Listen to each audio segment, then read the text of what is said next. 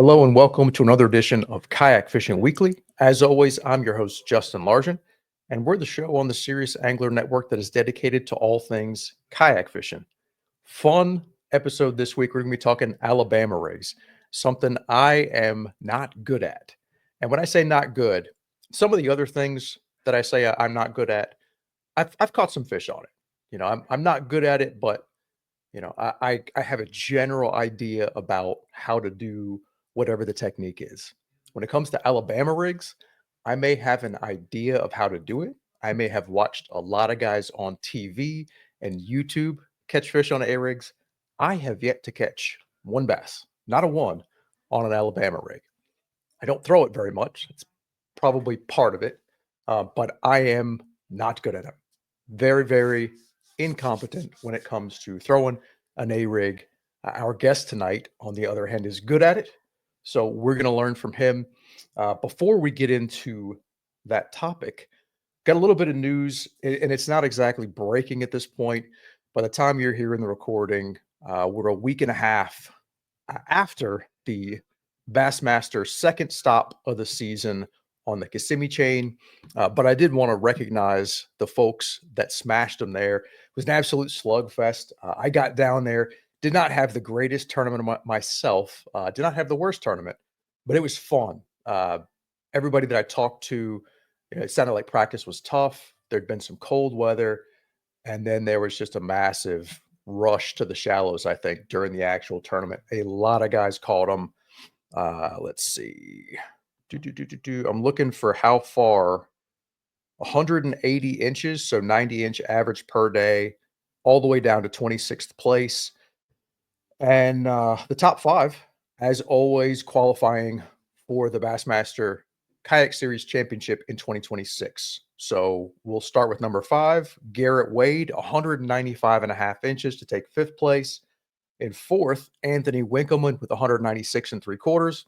Chris Mitchell, local Florida boy, 197 and a quarter inches for 3rd place, and some hardware. No stranger to the spotlight, Guillermo Gonzalez, 199 and a half inches, so close to that Century Club belt for 200 inches, and actually earning a Century Club belt plus the win. Sherman Bishop, another Florida guy, 204 and 3/4 inches, absolutely smashed him, went over 100 inches both days. Awesome. I got to go to the award ceremony and kind of hear how those guys were catching them.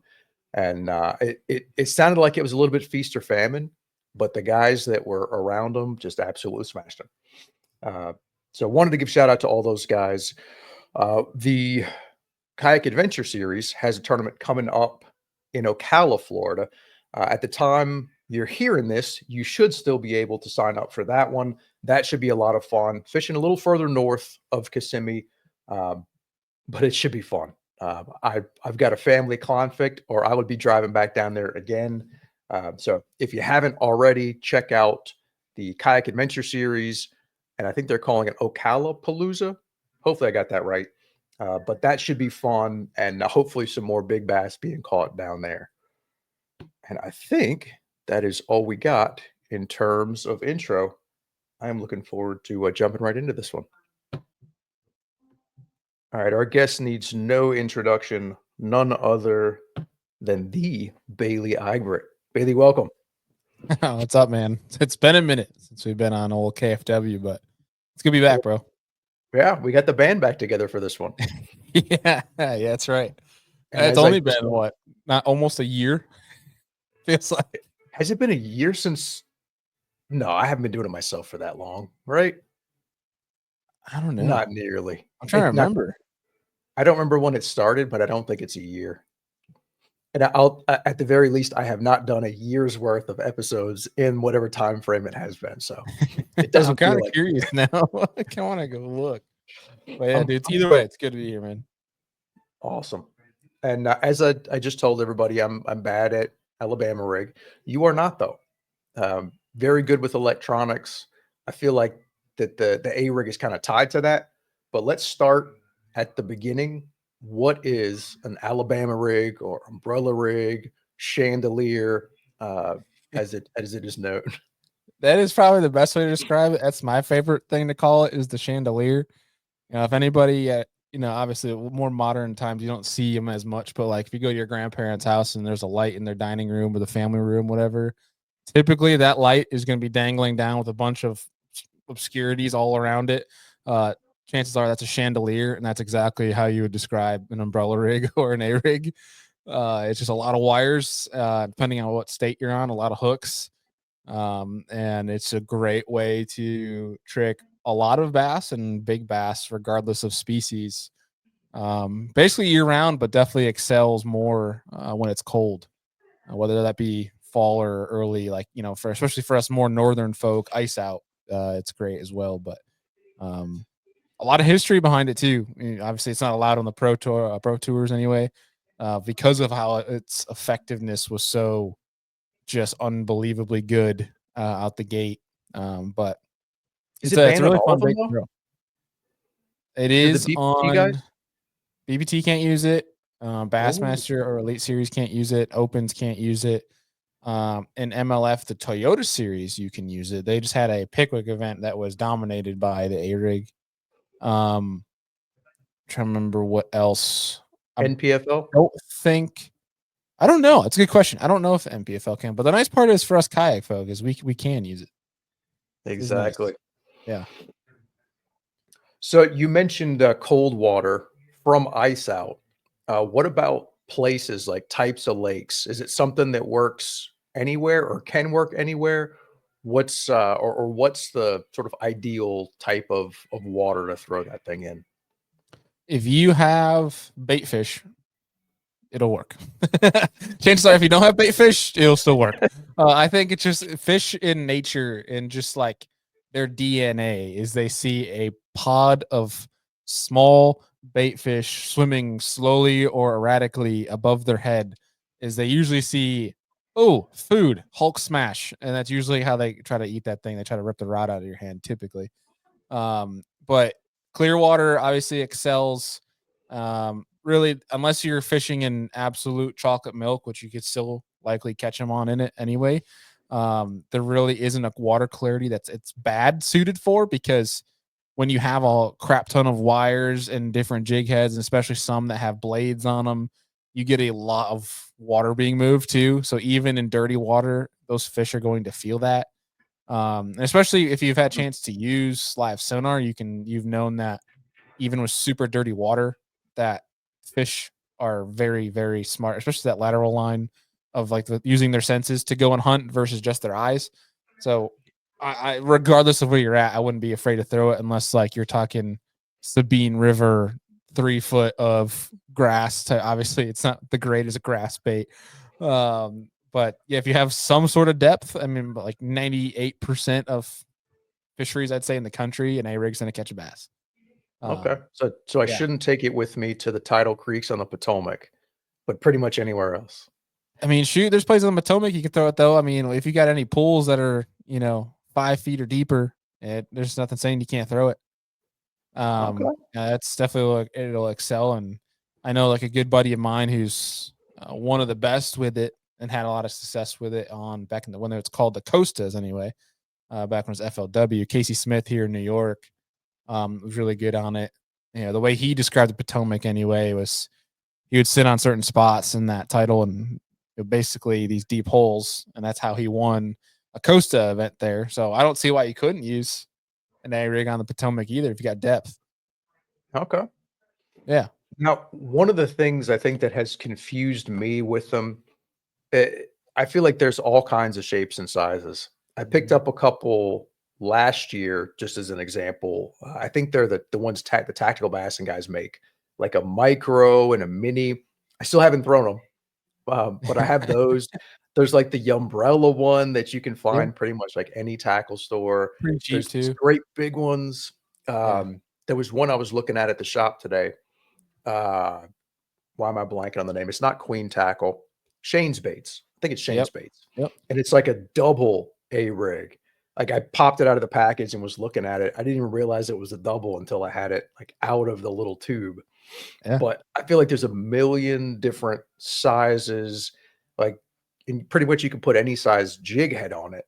So like Yeah. how do you make sense of that? Like what's a good starting point for a noob? For a noob, so I guess to dumb it down is first and foremost, go to your whatever state you're from. Go look, go on Google and just type in so and so state Alabama rig fishing regulations, because some states like here in New York, we're allowed 5 hooks on there, where places like Minnesota only allows 1. That's why actually a lot of brands you'll see will call it the Minnesota rig, because it'll be an umbrella rig and all 5 of your, say, 5 arms on it. 4 of them are dummies, but the one in the middle is going to be the one where you put your jig head with a hook on it. So it's like there's so many different ones. So first off, make sure you're being legal with what you're throwing, because every That's a state, very for good whatever point. reason, it makes. I don't know why they made it so challenging for us to throw an Alabama rig around the country, but they, just look at your regulation for the state of how many hooks you're allowed on there, because you don't want to get stopped by Game and Fish and get a stupid ticket because you got one more jig head than you're allowed to, or whatever. But it's so obviously make sure you're law abiding. 2, I'd say a great starter is literally just get the cheapest one you can find, which is a great one is that umbrella rig from Yum. I think it's $11 or $12. And that is a great one that is won't last a lot of fish, but you'll probably get anywhere from 15 to 20 fish on them, and it's gonna help you at least understand it. And if you lose it, at the end of the day, I mean, $10 is still a lot for a lure on the spectrum, but it's better than going buying like a $30 plus hog farmer and losing that thing instead. That kind of sucks. Especially when you talk in all the jig heads and the swim baits you got on them too. It's you get a little bit of money putting into an A rig. Kind of almost falls in that category of big swim baits to an extent, but That's a good point. I hadn't even considered all the terminals, like yeah, depending on a how lot of big hardware. you got, how many yeah, especially if you're throwing tungsten or There's another it's tip: don't throw patented. tungsten. Don't waste your time throwing tungsten on this thing. You Keep it definitely simple, don't use lead. need to. If you're a big spender, use it if you got it. But yeah, I think that's just the biggest one, man. Use one that you can use and abuse, and just understand and get a feel for. Because once you buy that, you got to get jig heads, and the best part with the jig heads is you can't go wrong. Most of them are swim right. Ones that you can get with like a 45-degree line tie that's pointed more towards the front of the head are going to be the better, because as you obviously cast that, it's going to be attached to split ring or the swivels. Um, that's going to be a little bit better, but again, you'll be just fine if you use a jig head that has a 90-degree too. I wouldn't worry too much about that. You want to worry more first and foremost on where you're fishing it and how heavy your jig heads are. And typically, a great way to figure that out is start super light and then work your way down if you need to fish it deeper. That's the biggest thing is understanding. Obviously, sonar helps with that too. But if you got a lake that doesn't have a lot of vegetation, or if it's sand or what have you, um, that you're not afraid of snagging on the bottom type of deal, it'd be just fine there. But I would just say start super, super simple. There's some great, affordable jig heads out there. Like Strike King has one called the Squadron that are super light, all the way up to pretty heavy jig heads that are cheap. Then you can get like a 5 or 6 pack for like $3. They got some decently heavy duty hooks on them too. I would start as light as you can go, whether that's 1/8 ounce or 16th ounce. Start with that and get a feel. If you need to go heavier, you can go heavier, but make sure when you go heavier on the bottom of the A rig so that it's swims correctly, if that makes sense. Because if you put, say, 2 1/8 ounce jig heads on the bottom of your A rig and you put 2 quarters on the top, it's not going to swim right. So Gotcha. if that makes any sense. So like say for example, you have a 5-arm A rig, and say you're allowed to, like, it's here in New York, we're allowed 5 jig heads. So typically on my A rig, I'm gonna have every arm is gonna have a hook. And so what I'll do is start simple. You can put 1/8 ounces on all of them. Typically it's gonna swim just fine. And what I'll do is, and this is pretty standard across the board, is um, you'll have one main arm in the middle of that A rig, but then you'll have 4 arms that are more on the outside, 2 on top, 2 on the bottom. And those top 2 and the bottom 2, I'll say it's like, for example, I'll put on a 3.5 inch, that's smallmouth magic paddle tail. And then in the middle one, I'm gonna probably go like a 4.25 inch, something bigger, and I'll go white, something that completely stands out. And what that does is it gives that fish a target to go for that middle one, because typically that's just going to be your the hook you want to hook up on the most. Is that one that's there in the middle. Now any other one's not a bad deal because they're obviously going to come to the boat, but one of the things that you can tell that if you have the right colors is if they hit that middle one consistently. Whereas like the outside ones, if they hit those, sometimes you might need to make an adjustment. It's not bad if you're consistently getting them, but I'm kind of going down a rabbit hole, so feel free to stop me and maneuver me. But there's a lot to put into A rigs. But the simplest form, back to your main question, I apologize. Go get a umbrella rig, $10. Get a pack of Strike King Squadron heads that are super cheap. Start light, and then if you need to get deeper down, up, take your bottom 2 jig heads and go up a little bit in weight, because you'll be surprised with just how much that orchestra of wires and jig heads can weigh and sink down pretty fast. So if you want to maintain your depth past, like, say 10 or so, obviously just start slowly going up in weight of the jig heads. See, it shows how much of a noob I am. I never even considered using different weights. I just thought you had to put the same weight on all of your jig heads, like put an eighth or quarter or whatever and sling it. I think another mistake I made was getting too heavy. I think I was probably throwing quarter or something, and the thing was just, it was a workout. It was like throwing a big swim bait and zzz, and Yeah. big splash, and yeah. I know there were a lot of things I was not doing right, but I never even considered heavier on the bottom. Yeah, I mean, that's just typically, and I've had a lot of great success with an A rig. I am by no means like a crazy expert, freak with it. Like we have some of those guys here in New York that are really, really good with it. I mean, really, you can say anywhere, but like when you think about it with the rig, when you have the 5 arms, typically you want where your line tie is. Typically, the heads you'll get on the A rig will be kind of like a fish eye profile, and you can see what's bottom, what's top, and you just want that to be centered. Just like when you're throwing a crankbait, why you want it to be centered and balanced right. You want your A rig to be balanced right. So heavier on bottom to maintain what arms are going to be on the bottom that way. Because like if you're swimming your A rig and you have the paddle tails kicking on the back and your A rig's like rotating like a clock, you typically don't want that in the water, because the fish is going to look at that like, what in the world is going on? What are Those bait fish fish drunk? Yeah, yeah, yeah. So the having the bottom ones be weighted is very beneficial. And there's things you can do too to have like if you need one that's light, like go 2/8 ounces on the bottom, and then your top 3, like your middle, and then top 2. So the top 3 you can go super, super light. Like you can just look up like A rig jig heads when you want to get really dialed with it, and you can find stuff that's like 3/32 or 1/16. Basically, that not even really a jig head. It's just has the hook there for you to put your swim bait on. That way, it's like almost no weight. That allow you to fish it shallower, faster, things like that. So, Okay. going back to your point too, when you brought up that tactical bass and that small one, sometimes people are like, I'd rather throw something big, more, that's attention seeking. Basically, you can take that little finesse A rig that they brought out, and you can just fish it like a spinnerbait. That's just what you can fish instead. But especially in the fall time though, when they're feeding on a smaller bait, that's a really good one too. But Gotcha. So it's a wide open world of A rig fishing. so you could throw something as small as like a 2.75 or a 3.25, a little swim bait, and just sling it and get roughly the same weight and throw it in the same place as you throw a spinnerbait.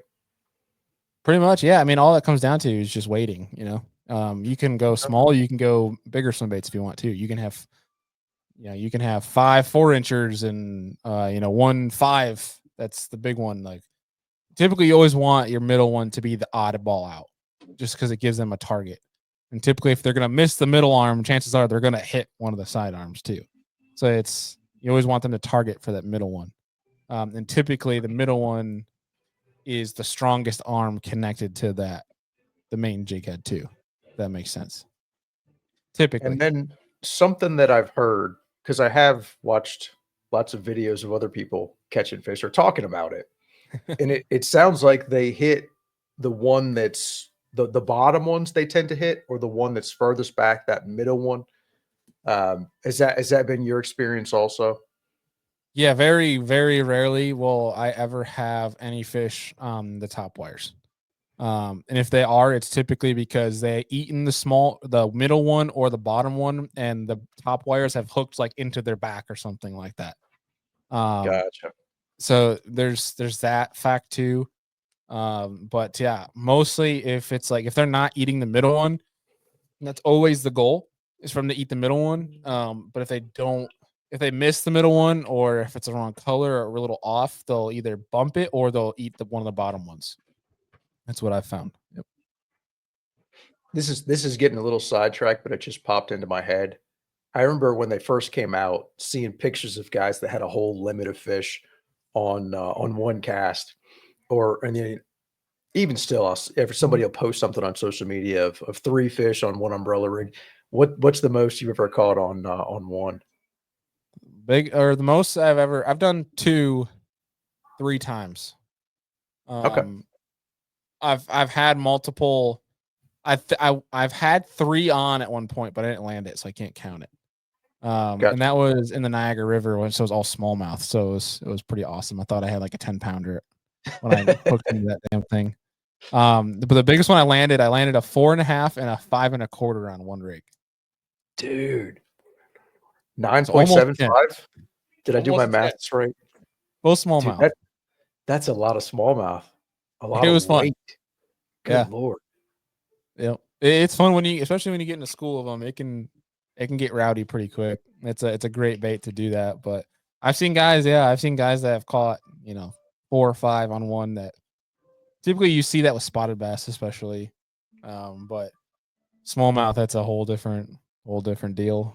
But So I'm gonna get out there, beginner's luck, catch 3 on my second cast after we yeah, do this, and then I'm gonna one send will you be a pictures. 10. You'll have a 10-pounder on there. The other will be a 6, and then you'll have like a pound and a halfer, which will probably be the first one to If eat it. if that happened, I don't think I would ever put the thing down. I would never throw another bait. I would You'd have to retire it. You'd have to put it on the mantle and pick up a oh, different one. that's true. I'd have the exact same thing. I'd have like 5 of them, and I'd have 5 rods that are all the same, Yeah. and that's what I would Yeah. throw. That'd be my setup. Yeah. All right, climbing back out of the rabbit hole. Uh, one of the other questions, uh, and I've heard, I don't know how true this is. From when I know when guys first started, it seemed like you could do a lot of different things. That it wasn't as nuanced. It was hard to even find them for a while. But braid, that was, I think, a mistake I made. I threw it on braid. Is that a no-no? Or is it primarily a fluorocarbon, or can you do braid or braid to fluoro? What do you like for throwing an A rig? Yeah, I don't really think there's a bad answer to that. I think it really just depends on your setup, really. Because I've done braid before and I've been just fine. Um, it comes down to a couple things. And so if you're listening to this and you're like, I have this set up, but I don't want to waste, try it and waste all my line to put on braid or put on floor or whatever. Whatever you have, as long as it's at least like say a 30 to 40 pound braid and then or if you're throwing fluoro at least say 20-pound fluoro. So that's a great you want bigger line on this just because shock absorption is the biggest thing. So that's where braid can come into Mm, play, where it's the nice part about braid is if you have one hit it, you typically never have to set the hook, because with braid and a bigger rod with all those hooks, they're gonna hit it and you're reeling with braid. There's no stretch in that braid, obviously. So typically they're gonna hook themselves. So you really don't need to set the hook. Obviously it doesn't hurt, but the one thing you want to think about though is if you're gonna use braid, think about the rod. is you're going to need shock absorption somewhere. And if you have a very stiff rod with straight braid, your shock absorption then is going to either fall on one of the arms of your A-rig or the jig of the jig head. And if that's the case, you're going to want to make sure that jig head's stout. Otherwise, it will bend out. You need to have some sort of shock absorption. Like when you think about a chatterbait, is you need to have shock absorption somewhere. It's whether that is in the rod where it's delayed or something of that nature. Really every setup has that equation, right? You need to have that with an A-rig, especially because you get just so much at play. There's so many different components, especially when you're talking about the bait itself, the wires and things. My recommendation, though, whatever floats your boat and whatever you guys find is better for you, but I like to use a heavier rod, especially for the pure fact of being able to cast that. And the more leverage you can have, being able to sling that bait when it's heavier, because typically, at least for me, I'm using heavier weights on it because I'm fishing it deeper, being here in the north. And so I like what I throw it on is a 7.6 heavy. You can go up to 7.9 heavy. I know guys that throw giant rods, depending the big of your, the size of your A-rig anyway. But throwing like a standard 5-arm for me, I throw a 7.6 heavy and I throw a straight 20-pound fluorocarbon. That allows me to have stout hooks on the A-rig. And the line is where I get my shock absorption from. And with that heavier rod, I'm able to really lean into the fish. I can, I have the leverage. The fish doesn't have the leverage, but it allows me to be able to lean into them, and the line is the one that handles that shock. So that's my preference. But just think, if you want to use braid too, that's perfectly fine. Braid, you definitely have more control over your bait. I would say it's definitely more easier to manipulate your A-rig if you want to pulse it, things like that. Obviously, you're going to get more immediate, response from that bait if it's braid because of its being direct, no stretch. But you're stopping and starting. Just make sure you have like a lighter rod in regards to like action. Like if you're throwing a big A-rig, throw a heavy versus an extra heavy type of deal, just because you're going to need to absorb that shock somewhere. A little more bend in the rod with the braid. Yeah. Yep. I get it. Or loose, lean on your drag a little bit less, that sort of thing. Gotcha.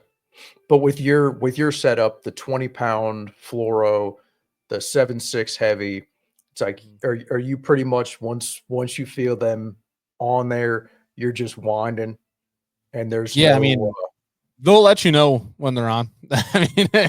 You're just gonna be there's not a single doubt that goes through your mind when those fish eat, because they see that thing, and there's a lot of hardware on that A-rig, right? It's steel wire. Granted, there's new ones out like I think it's called the Stealth rig that are I think it's a legit fluorocarbon clear A-rig, which is something new I have not tried yet, but I've heard great reviews. Is typically all they have is lead wire. It's basically, I don't know if it's lead, but either way, aluminum, whatever. Steel, something hard. Yeah, I'm not that in depth with it, but yeah. So when they see that, for them to get committed and be like, yeah, that's a bait fish, they got to be pretty aggressive and pretty fired up. So typically all the different paddle tails and the blades that are flashing that kind of make them go nuts.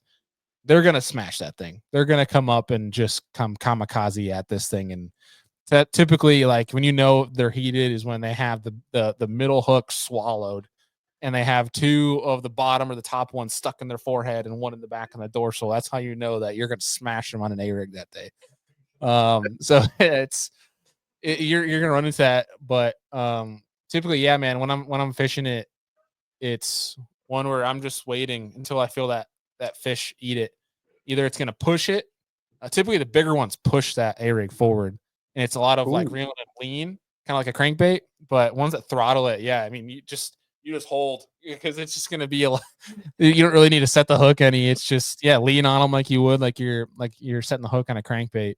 And it's not a reel down and crack them like with a worm or jig. No, and you probably don't want to do that. It's a great way to break an arm off the A-rig, but just those fish are gonna let you know when they're on their hook. Yeah.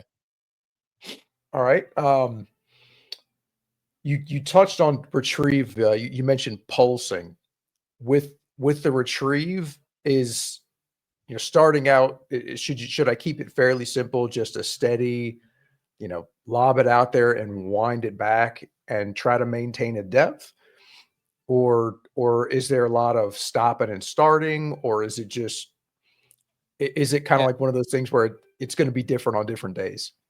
yeah. I mean, that's it, man. Like same thing with like when you're throwing a chatterbait or you're throwing a crankbait. Is typically I always start off as a slow reel, slow steady reel. And obviously this comes down to it definitely helps to have technology like sonar that you can see what kind of depth your bait is at and maintaining.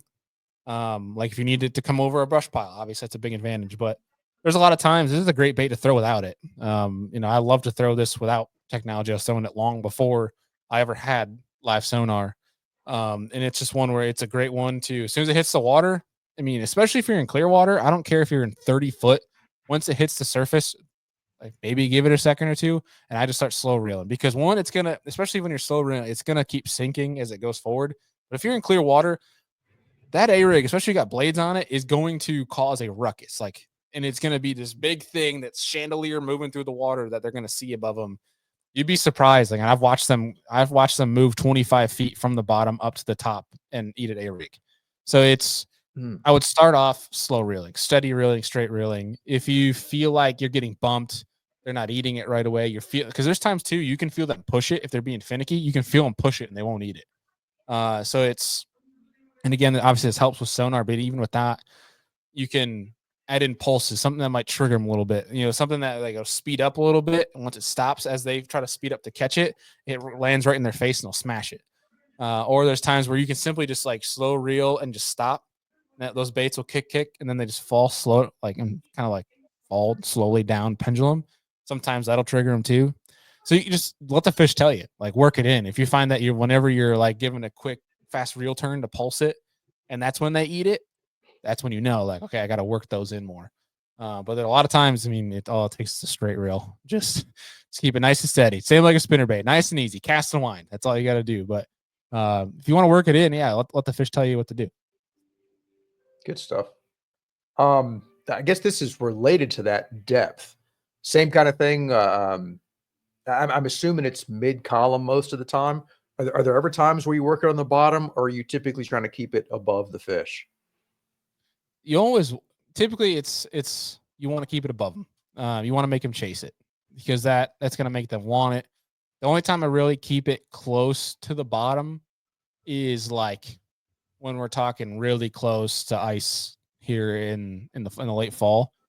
Is they might come up slowly for them, but the way I look at it, anyways, is they're all sitting on bottom, especially smallmouth. They're glued to the bottom. They're sitting in rock piles, being lazy because they're cold as hell.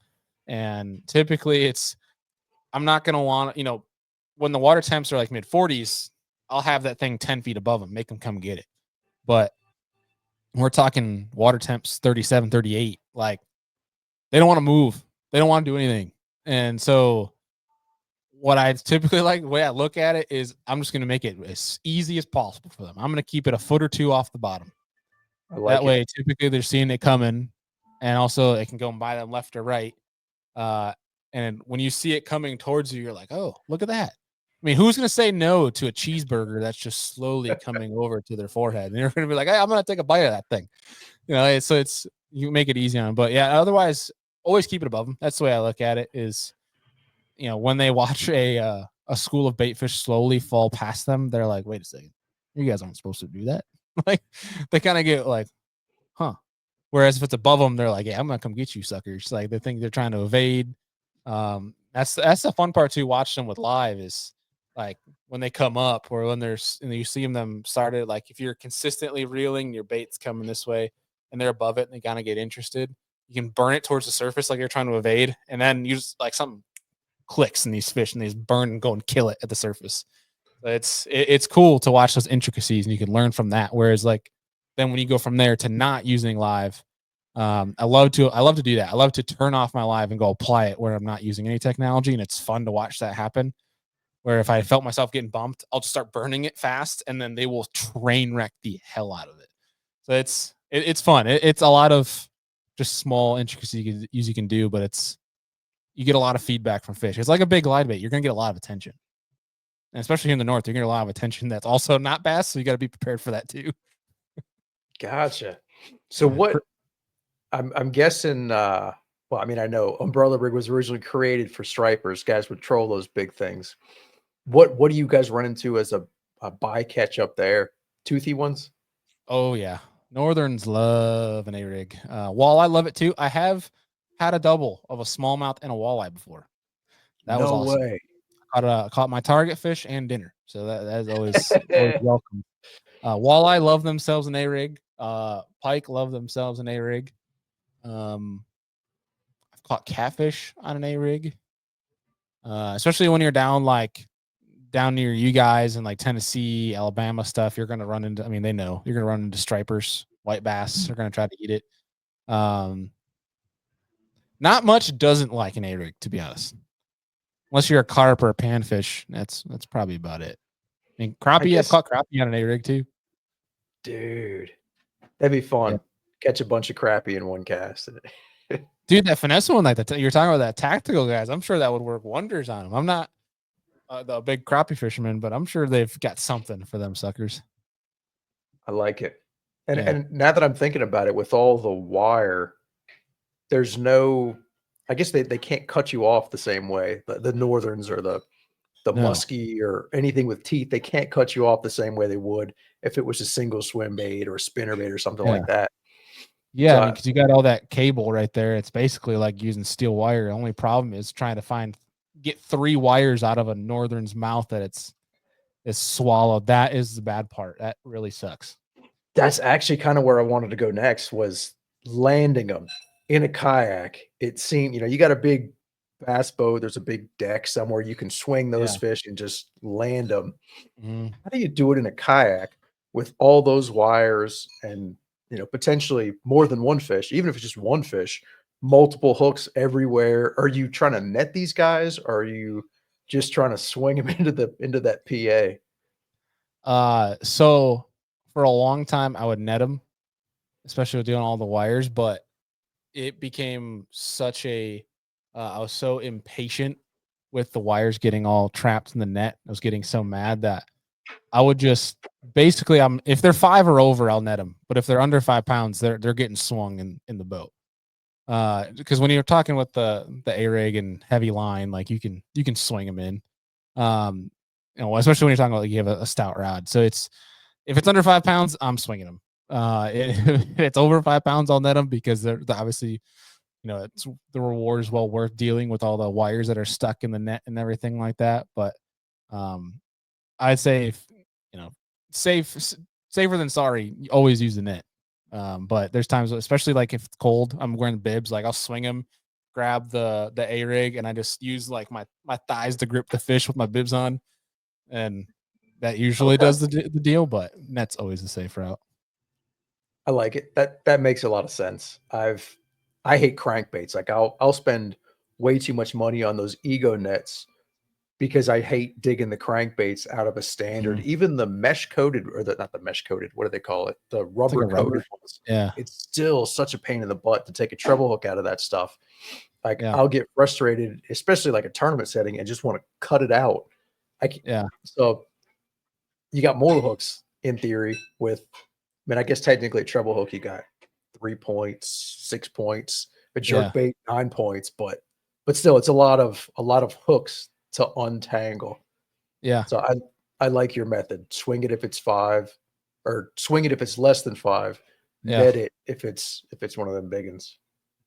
Yeah, that's just, at least it was more of, that was the conclusion I told myself after dealing with like netting a 16-incher, like a 2.5 pounder, and sitting there. I'm like, the 5 to 10 minutes is going to take me to unravel this whole thing is not worth if I lost this fish or not. So I'm like, especially tournament wise, I'm looking at it as like, this is the time wasted is not worth it for me. So I'm like, I'm swinging these fishing. And fun fishing, I don't ever really bring a net much. So unless I'm in Like when I'm going down to Texas or in Florida, I always have a net just in case. You know, you got that chance at a giant. But like when I'm fun Yeah. fishing up north, you know, by at home here, I usually never bring a net. So I just kind of just it is what it is. I I lose them, I like it. lose them. Yeah. All right. I asked, we talked landing. I've seen two different styles. I've seen and I guess they're still, I guess they're all in the same category of umbrella rig, Yeah. but blade versus no blade or naked or whatever you want to call it. Yeah. Are there situations like, do you mix it up, or what should I start with? Blade or naked? I mean, the way I look at it, and again, just to reinforce, like I love throwing an A rig. I spent a lot of time throwing an A rig. I do not try to like I won't label myself like a crazy expert on it. There's people way better than me that could be like, oh yeah, these conditions don't throw blades. These conditions throw blades.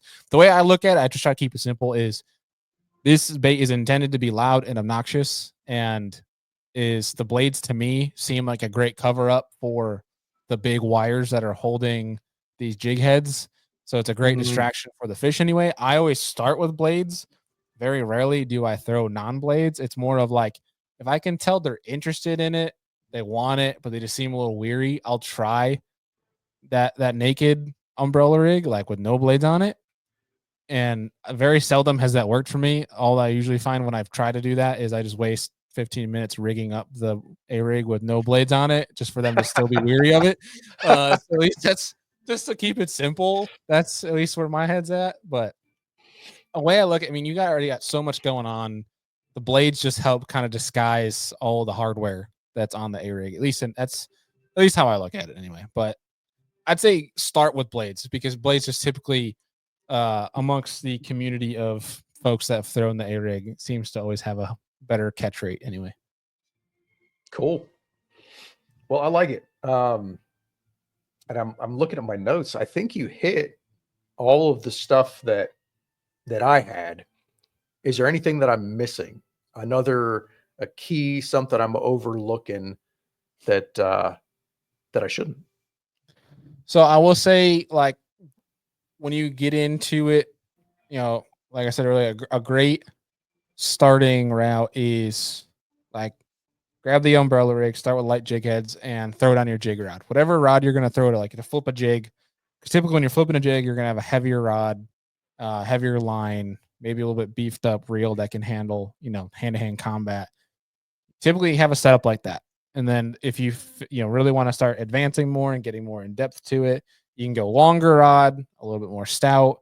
With that too is you don't need to beef up your line. I mean, if you're going to add on heavier weight or do the 2 layered, you know, umbrella deal, you know, you might want to beef up to like a 25-pound fluoro type of deal. But remember, you got to beef up your reel too. You know, so I would say a great because a reel has a lot of factor too and be able to throw in something heavy. It's not all just the rod. You know, the reel definitely has a factor in that. Start at like if you can start at like a 200 size. Like, I love just using I just use a simple Corrado K 200. And that is just a great option for throwing it for the sizes A rig that I throw.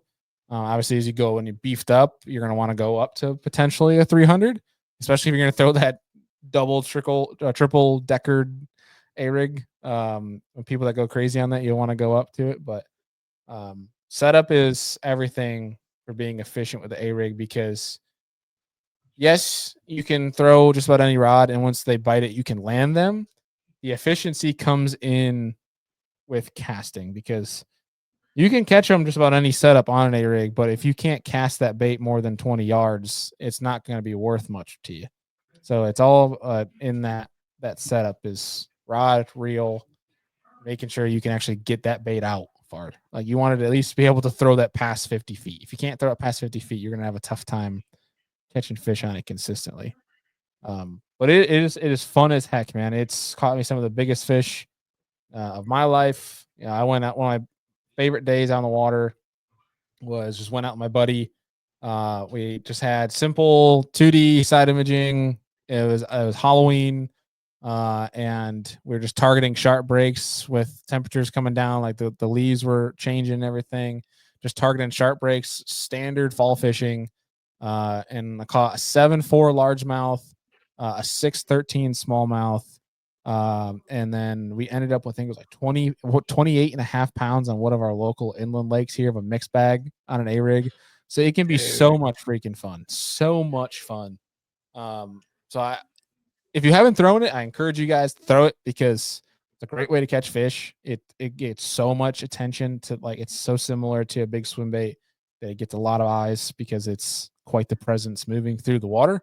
But yeah, and that's the biggest thing, man, is don't overthink it. You can keep it as simple as you want, and you can go as crazy as you want.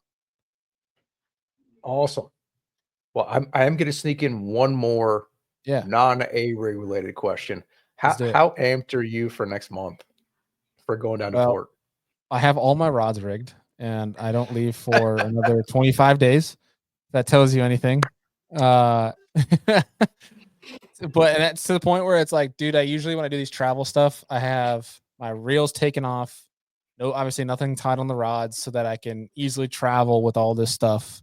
And I'll take a morning or 3/4 of a day and rig everything at the location I get to. But I'm so jacked up for Texas that I rigged everything up, rods, reels, put my bait covers on and all of it because I'm gonna figure out a way to put it in the truck. That way I don't have to waste any time when I get down there, so I can be fishing the whole time. So I'm hyped, man. It's been one of the colder winters we've had in a long time up here in New York, which is good. I think we've needed it. The ice fishing communities really needed it. So it's good for our local tackle shops up here. It's good for our local ice communities. And for me, selfishly, it's going to make spring fishing even better because those fish are going to be cooped up and they're going to chew every chatterbait that's within sight. So I'm excited for it, man. But Texas. I haven't been in a couple years, and this is my first time going down with basically fishing as my job. So I'm excited to finally put in the time and hopefully catch old double dig. See. Oh yeah, dude, I'm excited for you. I'm a little jealous. I love that lake. It's been very good to me the couple times that I've been, but I'm super pumped for you. I think you're going to do real well, and it's yeah. Any cast man, you got a shot at one of those, fish of a Yeah, lifetime. I'm jacked up for it. I've never actually gone out and fished fork on my own. I've gone one time. That was 2020 when COVID happened. I traveled down there with Destin DeMarion because I was doing his media at the time, and so I got to fish fork with him. But it was one of those ones where he was pre-practicing, so he wasn't actually trying to go out there and like fun fish. And I'm not allowed to communicate anything fishing wise to him, so we talked sports while I was on the back of the boat the whole time. And it was not a great week to be there fishing wise. So I've never actually got to fish it. So I'm excited for that. But I get to I'm going to go spend a few days at that new lake they just opened last year, Bodark. So I'm going to go spend some time learning that one. And then over on Serious Angler, we have this new segment this year, Real Biology, which is with our buddy, Mr. Stephen Barden, fisheries biologist, absolute like fish nerd.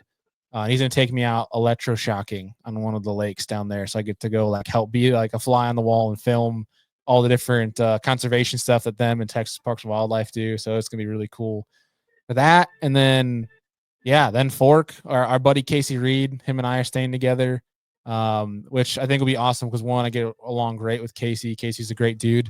But yes. Also it's going to be interesting just to like compare notes, I feel like, with him because him and I feel like fish very maybe not fish very similar. We look for similar things. There's a lot of times where like in Casey's in the same tournament as me, we see each other in practice because we're looking at similar stuff. So it's going to be interesting to see how that goes. And I feel like he's going to have a great tournament. But man, I'm just excited. Big national championship, and it's around the Classic, man. I'm excited to see everybody at the Classic, and hopefully I get to go to the Classic Expo after going on stage. That's Heck yeah. Heck yeah. We'll see. Well, dude, best of luck. I'm sure I'll talk to you before then, but thanks so much for coming and dropping some A-rig knowledge. I will be rooting for you in a couple of weeks. Appreciate it, buddy. Hopefully, now that things have changed a little bit for 2025, I can come barge my way in on some more KFWs. Heck yeah. I like having a co-host. It's always more fun with more people. Heck yeah, buddy. Appreciate the invite. Thanks, Bailey. Bailey Eigbrett, ladies and gentlemen. That was fun. All right, we got a couple of segments to go. I'm going to try to share my screen here a little more efficiently than usual. Did I get the right one? I got the right one. All right. I got two kings for this week. First one, let's make sure I get the name right. This is Joey Randall with a big bass from Lake Norman. And for those of you not looking at it, for the audio audience, it's a 24 and a quarter inch Lake Norman largemouth. Absolute beast for that lake. Norman is known for spots anymore. Um, there's definitely largemouth still there, but it's known as a spot fishery. To catch a 24 and a quarter uh, during a tournament is absolutely awesome. Joey Randall with the big bass for the Lake Norman Queen City stop, and that coincided with the Bassmaster Kayak series. Sorry, brain fart. Bassmaster Kayak series on Kissimmee happened that same weekend. So to see a Florida type bass get put up as the big bass was pretty cool. Congrats to Joey. And we'll drop out of that screen. And the other one, struggling. We're getting there. It's another big bass. I'm on a big bass kick lately. This bass, it's so big I don't even. Okay, it actually shows up okay on the screen. And again, massive fish. This this is one of the biggest bass I've ever seen on a catch board. It caught by Robbie Anderson out of Oklahoma, 26 and a half inches. It is thick. I could not find an official weight posted anywhere, but it's listed as over 13 was what I saw. Over 13 pounds, 26 and a half inches, just absolutely busting. Robbie caught it while fishing an OKA February online series tournament.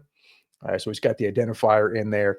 Now, I have not seen where he caught it either. So that's pretty cool potentially to, it's public water. Most of these, as far as I know, all the online tournaments are requiring that you be on public water. But somewhere in Oklahoma, there's a lake with 13-pound, just absolute freak fish. So, Robbie, congrats, King of the Week, Joey and Robbie, our kayak kings of the week. And let's figure out how to stop sharing the screen again. All right. That leaves us with our final segment, Yakking on a Budget. And, as I mentioned, I traveled to Florida. Um, I've been back a little bit now, but while traveling, I brought a bunch of spinnerbaits with me. And I want to talk spinnerbait storage. I actually dug through some of my old tackle today looking for those old Plano spinnerbait boxes. They're kind of these rectangular, big boxes. They're fairly inexpensive. I think when I got them, I had a few of them and I probably paid $5 or $6 for them. Nothing wrong with them, but they are bulky. You can probably get 20, depending on which size you get, maybe 20 spinnerbaits in that container. It takes up a lot of space. It's awkward. That rectangular sort of cube doesn't really fit anywhere well on the kayak. So I had them and I would store some spinnerbaits, at the house that way, but it was just something I never took with me in a kayak. And I saw something. Jason Christie's actually the first person that I saw with this setup, and he was taking something that's very cheap. That's right, a sandwich bag. I don't know what these cost exactly. Maybe $5. I don't know, for one of these bulk packs of a couple hundred. And I saw this I think it was on Bassmaster on their website. I could be wrong. Anyway, Jason Christie wanted to make sure he gets the credit for the tip, but I saw him using these sandwich bags, and then he had one of the Plano bins that doesn't have any dividers in it. It's a waterproof bin, um, no dividers, and he just had a bunch of different spinner baits. you know, and sort of all grouped. So I've got my willows that are say 3/8 ounce. I'll put those in one bag and I'll mark it 3/8 ounce double willow. Half ounce, I'll do the same thing. Half ounce double willow. I've got some brand specific ones, some sneaky stuff. It's really simple. It's really cheap with a Sharpie. So one simple box and some sandwich bags. You can store a lot of spinner baits. I mean, a lot of them. I can probably get, I bet I've got 100 spinner baits or more in that one thin 30, what is it, a 3700? I think it's a 3700 size, but basically one Plano box. And I've got a lot of spinner baits, and they're fairly efficiently stored. There's some other sneaky stuff. There's a cool new product. I think I might talk about that next week. It is definitely not a budget option, but if you're looking for an efficient way to store spinnerbaits, the Ziploc bag is a good way. So that's going to do it for this edition. We'll be back next week. I don't know exactly which show. I don't want to spoil it, or fail to deliver on the specific show. I've got a plan. If everything goes to plan, we're going to have another good show for you next week. And until then, yeah, remember to take a kid fishing. See you next week.